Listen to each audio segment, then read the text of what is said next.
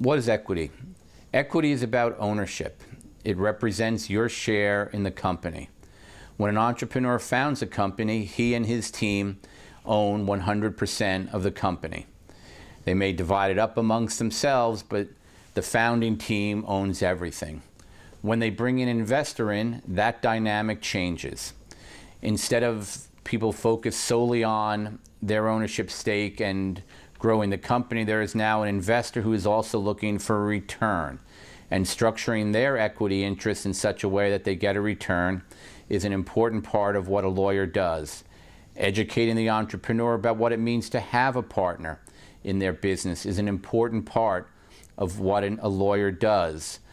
And moving that company forward is how we do that, and structuring that investment so that the returns for the investor balance against the interests of the entrepreneur going forward matter. It also matters that that structure be right for the next round of financing when that comes in. Ultimately, the entrepreneur and the founding team will lose control of the company at some point, no longer own 51% of the company.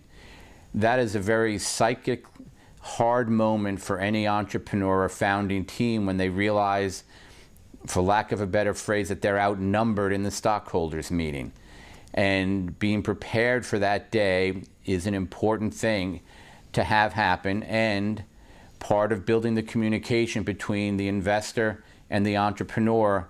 So as you can see, the relationship between the entrepreneur and the investors, and thus to some extent the meaning of equity, changes over time as it shifts from a entrepreneur-owned and operated company to a more complicated company that has investors and entrepreneurs and others involved.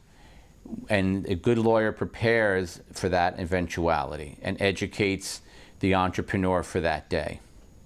I'm Andy Tucker for Angel Ventures TV. Remember, a lawyer is always part of a successful business team.